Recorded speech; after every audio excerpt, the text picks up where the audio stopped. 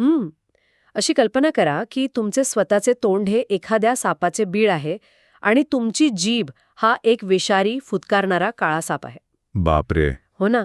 ऐकायला खूपच भयानक आणि अंगावर काटा आणणारं वाटतं. नक्कीच. ही कल्पनाच मुळात इतकी तीव्र आहे की कोणीही दचकेल. खरंय. पण आजच्या या सखोल चर्चेत आपण ज्या स्रोताचं विश्लेषण करणार आहोत ना, त्या संत एकनाथांच्या एका अत्यंत गूढ आणि प्रबळ अभंगाची सुरुवातच या अंगावर काटा आणणाऱ्या कल्पनेने होते. आणि ही उपमा जितकी भयानक वाटते तितकीच ती विचार करायला लावणारी देखील आहे. अगदी. अशा प्रकारची रूपके जेव्हा आपण वाचतो तेव्हा ती केवळ एक जुनी साहित्यिक रचना नसते. तो आपल्या रोजच्या वागण्या बोलण्याला म्हणजे आपल्या मानवी प्रवृत्तीला दाखवलेला एक अतिशय स्पष्ट आणि निर्दयी आरसा असतो. बरोबर. आणि म्हणूनच आज आपण या 5 चरणांच्या छोट्या पण अत्यंत अर्थपूर्ण रचनेचा वेध घेणार आहोत. याची सांगता एका जनार्दनी या नाममुद्रेने होते. हो, एकनाथांची ती ओळखच आहे. हो. आणि ह्या रचनेत मानवी वाचा, जीवनातील अंतिम सत्य आणि मुक्तीचा मार्ग यावर अतिशय सडेतोड भाष्य केले आहे. या 5 चरणांमध्ये वापरलेल्या भयंकर उपमा, मानवी आयुष्याची नश्वरता आणि या सर्व अंधकारातून बाहेर काढणारा केवळ 2 अक्षरांच्या मंत्रात दडलेलं सामर्थ्य, हे सगळं आज आपल्याला उलगडून पाहायचंय. क्या बात आहे. खूपच रंजक प्रवास असणार आहे हा. हो ना. चला तर मग या अभंगाच्या सुरुवातीच्या ओळींचा अर्थ शोधूया. पहिली ओळ अशी आहे, नामाविन मुख सर्पाच ते बीळ, जिव्हा काळ सर्प आहे. इथे संत एकनाथ म्हणतायत की ईश्वराच्या नामाशिवाय किंवा चांगल्या विचारांशिवाय असलेले मानवी मुख हे सापाच्या बिळासारखे आहे. आणि त्यातील जीभ ही साध्यासुध्या सापासारखी नसून काळसर्पासारखी आहे. काळसर्प म्हणजे अत्यंत विषारी काळा साप. खरं तर इथे वापरलेला काळसर्प हा शब्द खूप महत्वाचा आणि विचारपूर्वक निवडलेला आहे. असं का? कारण काळसर्प हा केवळ विषारी नसतो, तर त्याचा दंश थेट प्राणघातक मानला जातो. आता तुम्हीच विचार करा, एका सापाचे विष जास्तीत जास्त एका व्यक्तीचा जीव घेऊ शकते. हो, बरोबर. पण जेव्हा एखादी व्यक्ती चांगल्या विचारांविना किंवा उच्च हेतूविना आपली वाचा वापरते, तेव्हा तिचे शब्द हे काळसर्पाच्या विषापेक्षाही भयानक काम करतात. अरे बापरे. हो, ते शब्दांचे विष अनेक पिढ्यांची नाती नष्ट करू शकते, समाजात द्वेष पसरवू शकते आणि सर्वात महत्त्वाचे म्हणजे बोलणाऱ्याचेही कधीही भरून न येणारे नुकसान करते. अगदी खरंय. मुखाला सापाचे बीड म्हणणे हे दर्शवते की त्यातून बाहेर येणारी प्रत्येक गोष्ट ही निसर्गतःच विषारी असू शकते, जर तिला आपण जाणीवपूर्वक योग्य वळण दिलं नाही. हे ऐकताना मला एका अत्यंत आधुनिक आणि रोजच्या वापरातल्या उपमेची आठवण येते. कोणती? म्हणजे मला असं वाटतं की हे अगदी एखाद्या महागड्या आणि अत्याधुनिक स्मार्टफोनसारखं आहे. इंटरेस्टिंग. समजा एकाकडे लेटेस्ट मॉडेलचा स्मार्टफोन आहे, त्यात उत्तम प्रोसेसर आहे, भन्नाट कॅमेरा आहे, पण त्या उपकरणाचा वापर केवळ इंटरनेटवर लोकांबद्दल द्वेष पसरवणारे मेसेज पाठवण्यासाठी, कुणाला तरी सतत ट्रोल करण्यासाठी किंवा खोट्या आणि प्रक्षोभक बातम्या फॉरवर्ड करण्यासाठी केला जातोय. अगदी बरोबर. इथे डिव्हाइस किंवा हार्डवेअर अतिशय उत्तम आहे. म्हणजे माणसाला मिळालेली वाचा ही निसर्गाची उत्तम देणगी आहे, पण त्यातून बाहेर पडणारी गोष्ट पूर्णपणे विषारी आहे. खूपच चपखल उपमा आहे ही. तंत्रज्ञान किंवा मानवी वाचा ही मुळात अत्यंत तटस्थ साधने आहेत. तुम्ही म्हणता तसे हार्डवेअर उत्तम आहे. हो. पण त्यामध्ये चालणारा सॉफ्टवेअर प्रोग्राम कोणता आहे यावर सर्व काही अवलंबून असते. जर आतमध्ये नाम नसेल, आणि इथे नाम याचा अर्थ केवळ डोळे मिटून देवाचं नाव घेणे असं संकुचित घेऊ नये. मग याचा व्यापक अर्थ काय घ्यायचा? एक उच्च विचार, करुणा, कृतज्ञता आणि सकारात्मकता असा व्यापक अर्थाने ते घेता येईल. जर हे नसेल तर ते मुख केवळ कटुता आणि विष ओकण्याचेच काम करते. म्हणजे याचा अर्थ असा आहे का की जर आपण आपल्या बोलण्याला एखाद्या उच्च किंवा सकारात्मक उद्देशाची जोड दिली नाही, तर आपली वाचा नैसर्गिकरित्याच नकारात्मकतेकडे वळते? अगदी तसंच. म्हणजे मानवी मनाचा डिफॉल्ट मोड हा काळसर्पाचा आहे का? आपण मुळातच विषारी आहोत का? हा खूप गहन प्रश्न विचारलात तुम्ही. मानवी मन हे मुळात अत्यंत चंचल असते. ते पाण्यासारखे आहे, उताराकडे सहज वाहते. हो, बरोबर. जर मनाला एखाद्या चांगल्या, सकारात्मक किंवा उच्च ध्येयावर केंद्रित केले नाही, तर ते सहजपणे अहंकार, निंदा, मत्सर आणि स्वार्थ यांच्याकडे ओढले जाते. दुसऱ्याच्या यशावर जळणे, कोणाबद्दल तरी वाईट बोलणे, या गोष्टींसाठी कोणतेही विशेष कष्ट घ्यावे लागत नाहीत. हो ना, ते अगदी नैसर्गिकरित्याच बाहेर येतं. नक्कीच. जेव्हा संत एकनाथ नामाविणं असे म्हणतात तेव्हा ते याच आंतरिक नियंत्रणाच्या अभावाबद्दल बोलत असतात. सापाच्या बिळातून फक्त विषच बाहेर येऊ शकते, त्याचप्रमाणे आंतरिक नियंत्रणाशिवाय वापरली जाणारी जीभ ही शाब्दिक विषच बाहेर काढते. हा मानवी प्रवृत्तीला दिलेला एक अत्यंत कडक इशारा आहे. हा इशारा खरोखरच खूप कडक आहे. पण जर आपली जीभ खरंच अशी विषारी असेल तर त्याचा आपल्या स्वतःच्या आयुष्यावर काय परिणाम होतो यावर संत एकनाथ पुढच्या ओळीत अतिशय आक्रमक शब्दांत प्रहार करतात. ते म्हणतात, वाचा नव्हे लांब जळो त्याचं जीर्ण, यातना भोगणं यमपुरी 2. बापरे, हे शब्द खूपच धारदार आहेत. हो ना, इथे स्पष्ट म्हटले आहे की ज्याच्या वाचेमध्ये ईश्वराचे नाम नाही त्याचे जगणे व्यर्थ आहे, किंवा सरळ शब्दांत सांगायचे तर जळून खाक होण्यासारखे आहे. अगदी. आणि अशा अर्थहीन वाचेचा परिणाम म्हणजे मृत्यूनंतर यमपुरीत म्हणजेच मृत्यूच्या देवतेच्या नगरीत भयंकर यातना भोगाव्या लागतात. या ओळींमधील शब्दांची तीव्रता खरंच अस्वस्थ करणारी आहे. जळो त्याचे जिणे हा अत्यंत तीव्र आणि थेट शापच वाटू शकतो. हो, आणि मला इथेच एक शंका येते. म्हणजे प्राचीन साहित्यात बऱ्याचदा अशी भाषा वापरलेली दिसते, पण जळो त्याचे जिणे किंवा यमपुरीच्या यातना हे ऐकायला खूपच टोकदार वाटतं. कोणीही सामान्य माणूस विचार करेल की हे लोकांना केवळ घाबरवण्यासाठी वापरलेलं तंत्र आहे. म्हणजे लोकांना पाप पुण्याची आणि नरकाची भीती दाखवून वळणावर आणण्याची एक पद्धत होती का? असा विचार येणं साहजिक आहे. की यामागे काही वेगळा मानसशास्त्रीय अर्थ दडलेला आहे? आपणच आपल्या नकारात्मक शब्दांनी तयार केलेल्या एखाद्या मानसिक अवस्थेची ही रूपकात्मक मांडणी असू शकते का? हा एक अतिशय रास्त विचार आहे. वरवर पाहता हे भीती घालण्यासारखं नक्कीच वाटतं, पण जुन्या आध्यात्मिक साहित्यात अशी तीव्र रूपके मानवाच्या डोळ्यांवरची झोप उडवण्यासाठी वापरली जातात. म्हणजे एक प्रकारचा वेकअप कॉल? अगदी बरोबर. माणूस जेव्हा मोहाच्या, रागाच्या आणि अहंकाराच्या गाढझोपेत असतो तेव्हा त्याला हळूवार जागे करून चालत नाही. त्याला असा तीव्र धक्काच द्यावा लागतो. आणि तुम्ही जो मानसिक अवस्था किंवा मानवी मनाचा नरक हा मुद्दा मांडलात तो अतिशय अचूक आहे. म्हणजे हा यमपुरीचा संदर्भ केवळ मृत्यूनंतरच्या शिक्षेशी जोडलेला नाहीये. मुळीच नाही.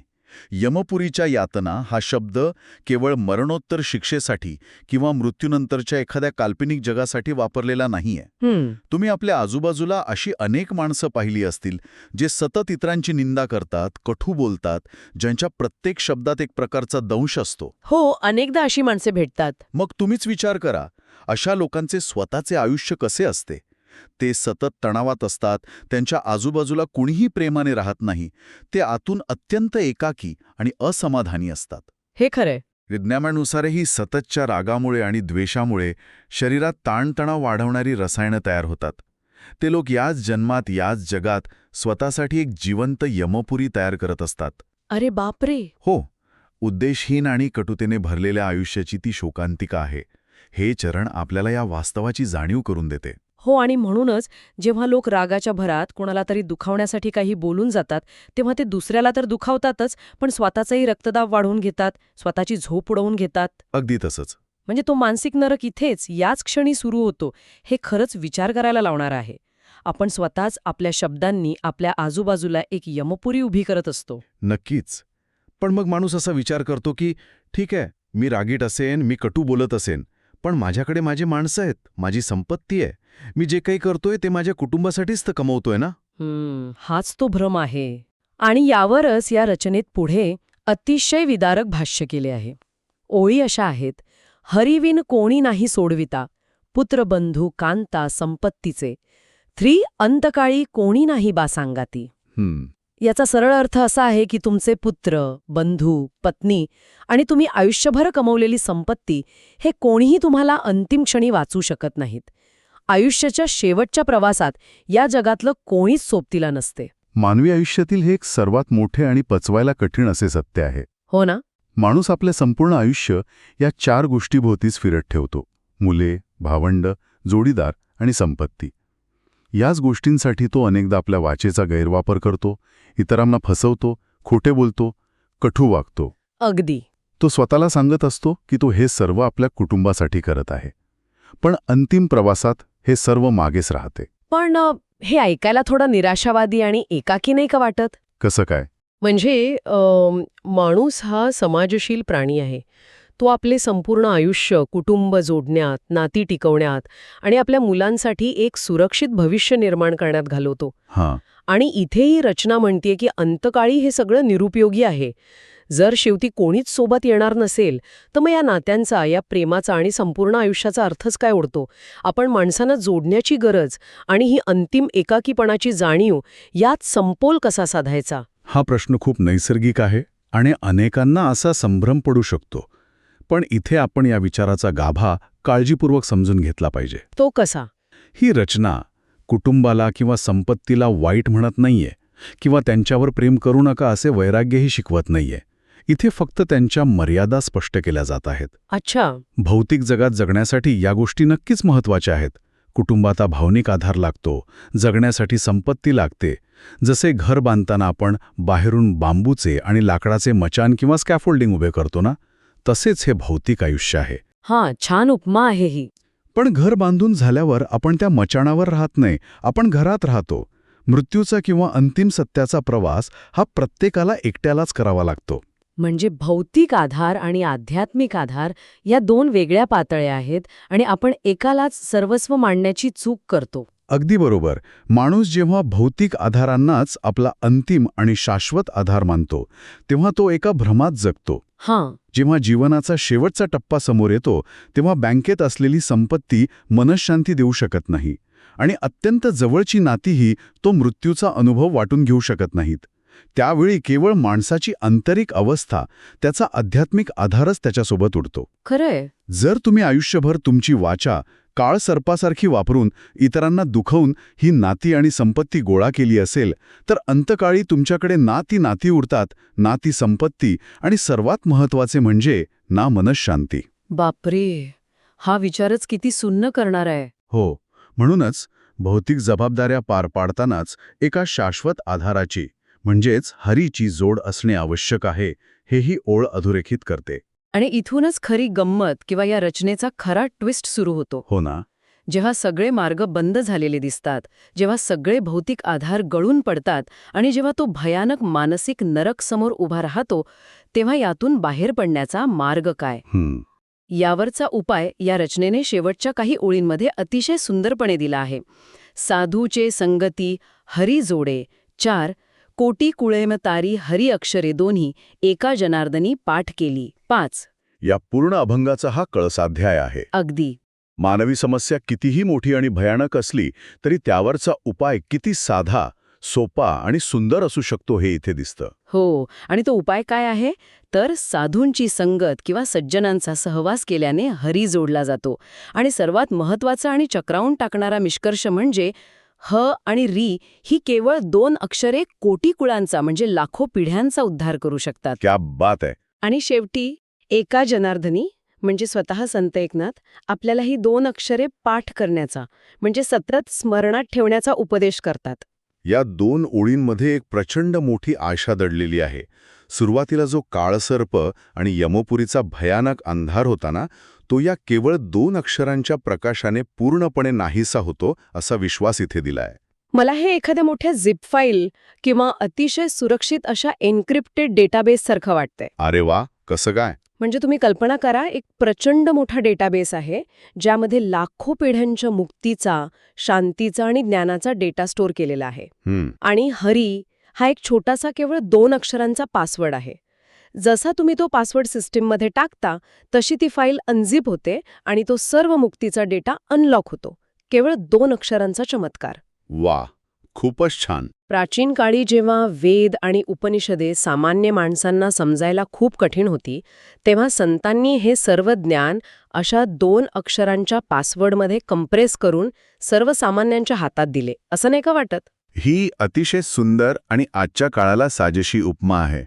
खरोखरच तो एक मास्टर पासवर्ड आहे. हो ना. भक्ती चळवळीचे हेच तर सर्वात मोठं योगदान आहे. त्यांनी क्लिष्ट कर्मकांडे आणि अवघड संस्कृत श्लोक बाजूला ठेवून मुक्तीचा मार्ग अत्यंत सोपा आणि सर्वांसाठी खुला केला. पण मग इथे एक व्यावहारिक प्रश्न पडतो. जर पासवर्ड एवढा साधा आणि सोपा आहे, फक्त ह आणि री, तर मग या पूर्ण प्रक्रियेत साधूंच्या संगतीला का महत्त्व दिले असावे? बरोबर. मी स्वतःच माझ्या घरी बसून तो पासवर्ड वारंवार उच्चारू शकतो ना. साधूंची किंवा सज्जनांची गरज काय? तुम्ही दिलेली पासवर्डची उपमाच आपण पुढे नेऊया.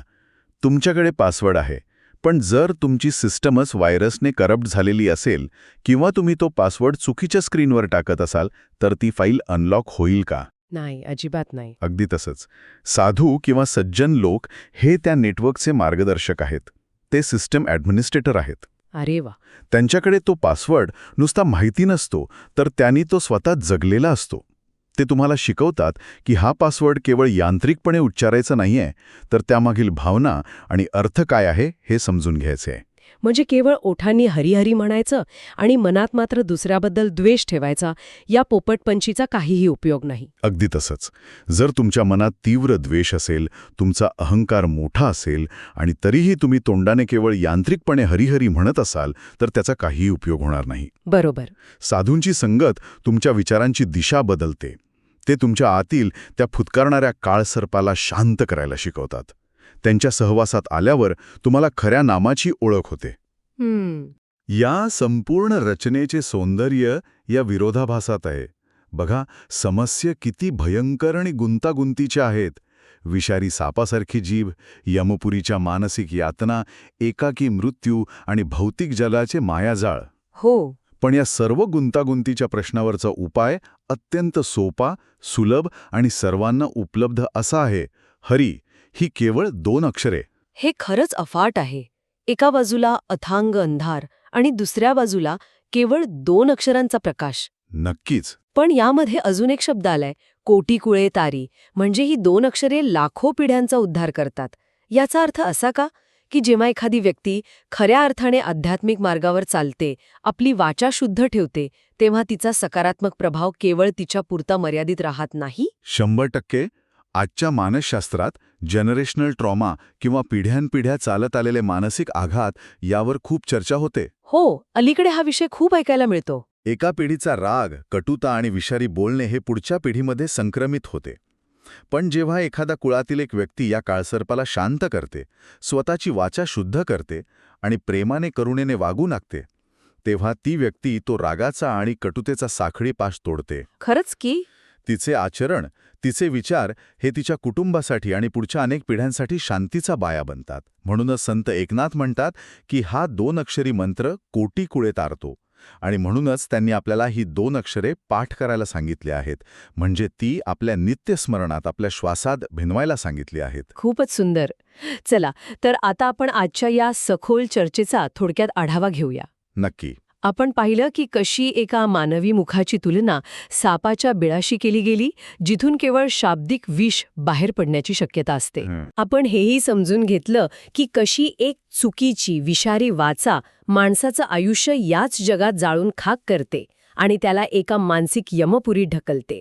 आयुष्याच्या अंतिम टप्प्यात आपण गोळा केलेल्या नात्यांच्या आणि संपत्तीच्या मर्यादा किती स्पष्ट आहेत हे आपण पाहिले. होय. आणि शेवटी या सर्व अंधारातून बाहेर काढणारा एक अत्यंत साधा पण शक्तिशाली 2 अक्षरी मंत्र कसा कोटीकुळांचा उद्धार करतो आणि पिढ्यानपिढ्यांची कटुता कशी संपवतो हे आपण समजून घेतले. या चर्चेतून एक गोष्ट खूप प्रकर्षाने जाणवते, ती म्हणजे आध्यात्मिक ज्ञान हे केवळ मंदिरात किंवा पोतांमध्ये बंदिस्त ठेवण्यासाठी नसते.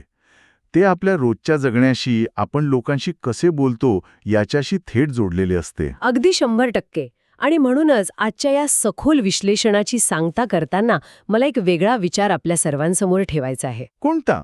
एक असा विचार जो कदाचित आपल्याला थोडं अंतर्मुख करेल.